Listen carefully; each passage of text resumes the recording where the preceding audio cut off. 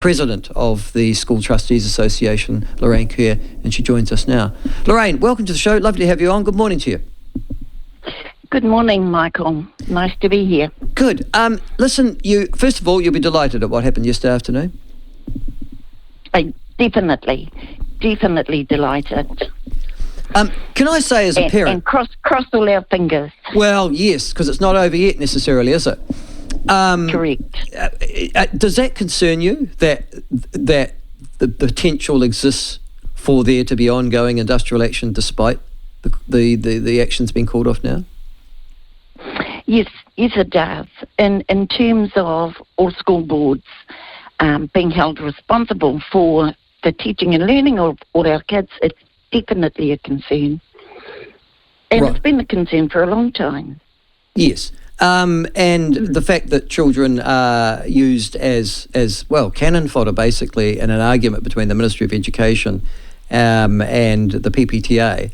Can I tell you, I've got a vested interest in this, Lorraine, like many of your members, obviously. I've got a Year 10 boy and a Year 12 girl, and I've got to be honest with you, I lost my goodwill on this matter a long, long time ago. And that's probably why I'm still around, Michael, because this does matter. It is about our future. It is about every child's future. And I implore you, don't give up. Well, I have. I mean, I think that the teaching profession has brought itself into such odieux, particularly over the last couple of months through their actions, that if they ever contact me, and every parent in New Zealand will be thinking this, Lorraine, about the fact that my child has missed any school, or I've taken my kid out of school for an unfair reason, as far as they're concerned, I'll just give them the back finger. Because they haven't been teaching my child. My daughter has missed 10 days this year. She's doing NCA level 12. How's she meant to get for the 2 weeks? Yeah, I hear what you're saying, and I reiterate that's why I'm still here.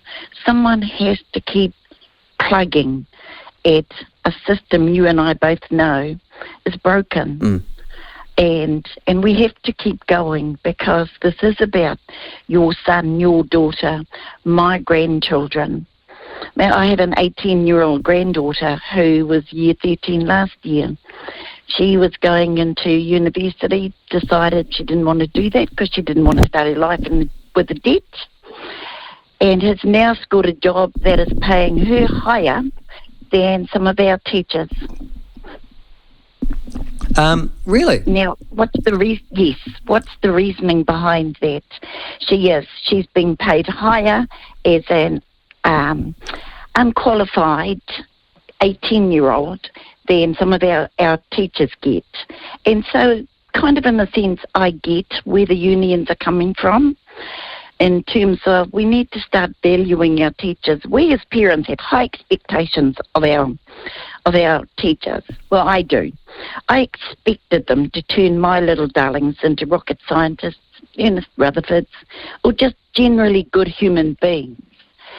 And it makes me wonder, at what point do we start to look at quality teaching for our students and valuing our teachers as an investment in the future and not a cost, if you like, to be bargained with?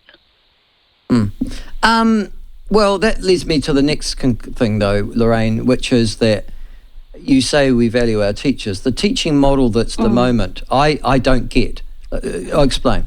I looked at the teacher salaries, which you've looked at as well, and I think I've got a master's degree, so I'd start on 60, but I accept that not many teachers do have master's degrees these days. In fact, that's been a real issue, that they don't actually understand their subjects before they teach them. And I'm serious. You know, I could go back 40 years ago and there were far more people who had higher qualifications teaching in our schools than today. But even if I was there, there's a gradated scale that means that after 6 years, I think it might be 5 years for me, I'll get to the maximum of $90,000. Now, I also have a daughter-in-law who's primary school teaching. She's committed. She's, obviously very good at her job. She's well regarded. She's had offers from a number of schools, etc., etc., etc. She's getting paid $30,000 less for teaching exactly the same kids as the school teacher that's next door to her in the classroom. Now, that gradated scale that you go up every year you're there, regardless of whether you're good, bad or indifferent as a teacher, was something that the teacher unions negotiated for and asked for. It's probably one of the reasons they start comparatively low at about $55,000 for your average starting teacher at secondary school level. So, really, aren't the teachers the architect of their own misfortunes? From what you've just talked about, absolutely. And you're right, it is time. It is time we re-looked at that whole system of how we pay. You and I know what it's like in the real world.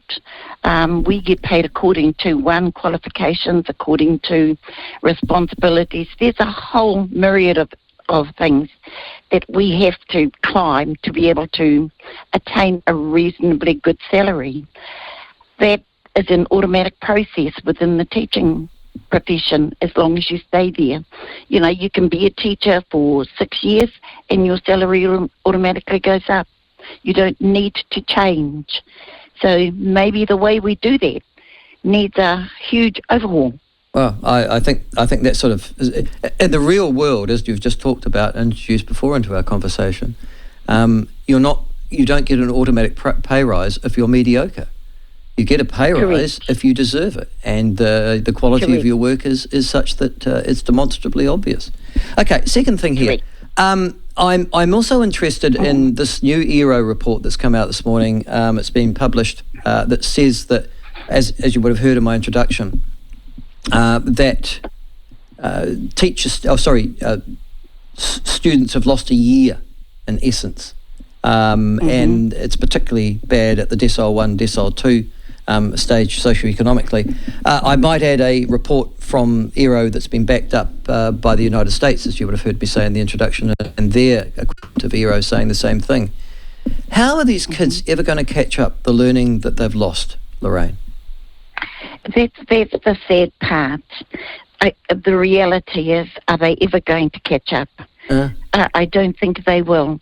Unless they themselves dig deep. But in terms of reliance on our education system, I tend to feel the way you do, Michael, that, you know, we've got to do something about our education system. We really do. The problem is we keep doing what we've always done. And you know what the rest of that sentence is. And we've been doing it for years. And still nothing has changed. And I had a conversation with a few education academics, and nothing will change for as long as thinking in the ministry doesn't change. Governments can come and go, but it's the ministries who do all the implementation. And those ministries don't change. So one would wonder if the thinking within there doesn't change either. I mean, this is a debate we've had for ages. Back in 2006, I think I was quoted as saying, all we ever do is shift the deck chairs. And it's to the detriment of every student in every school because the deck chairs are moved by adults. And I think you rightly identify, Lorraine, that the Ministry of Education needs to take the largest responsibility for the declining standards that are demonstrated almost every year when we go into those international standards tests. But you say, as you say, we've got new education, so we had Chris Hipkins, now we've got Jan Tinetti. If there's a change of government, presumably there'll be Erica Stanford. It's going to take a very, very strong minister to be able to bring those bureaucrats to heel and to put those kind of priorities above the priorities of the bureaucrats, isn't it? Yes, it is. And for anyone who's in that position, you and I both know if we can keep the kids at the forefront of why we do what we do, then surely we would be doing the right thing. But we don't. What we do is we look at a system, find a system that'll work rather than a system that'll fit our kids.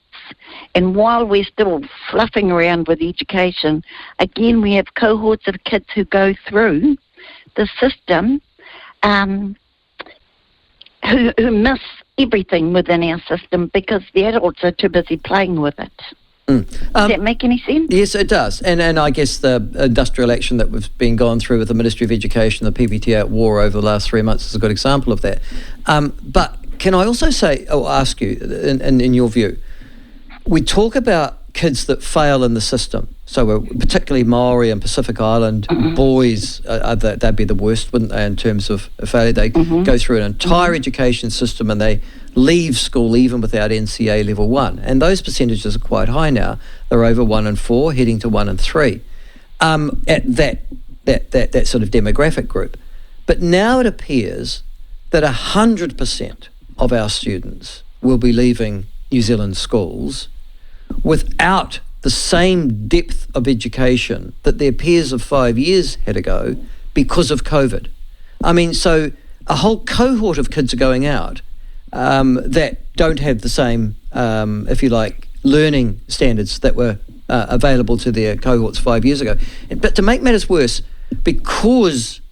so if we are at least a year behind, according to ERO, with the current crop, that's the kids that are now 7 and 8, or 9 and 10, they're also a year behind at the moment, then the danger surely is that we're going to, over the next 10, 15 years, turn out groups of children who are the least educated in the history of New Zealand.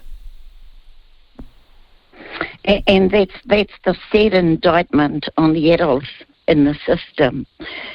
I mean, I was at a function over the weekend, and there was a kapahaka group there, and they were great. Māori boys, girls, they were fantastic. And when you looked at each of these kids, what you saw on their faces was pride.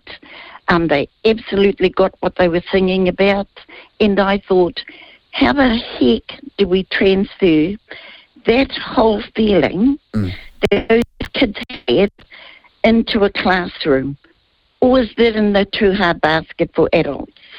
No, I mean, you're right. Yeah, it's like playing sport as well. They're obviously keen on that, or some sort of school play or whatever it means. They obviously enjoy that part of their school life. They're good at it. They take time to practice. They want to get it right. Their performance is valued and recognised by their peers and by others. Yeah, you're right. But we don't get that in our schools at the moment. Now, School Trustees Association, you've been very quiet. I expected you to be a bit more public over the PPTA and industrial strikes. Why is that? Are you sort of treading carefully, Lorraine? To be honest, yes. We're in a precarious position in that we do hold a contract with the Ministry of Education. And so, yeah, one has to tread carefully, yes. So you mean the Ministry of Education pay the School Trustees Association, for your administrative stuff and things like that? We hold a contract with the Ministry of Education to deliver services. So all school boards in this country, it is our job to equip all those schools with the skills they require and the knowledge to be effective governors. That's part of the contract. However, as an NGO organisation, we also have a membership. So I, as president, walk a tightrope.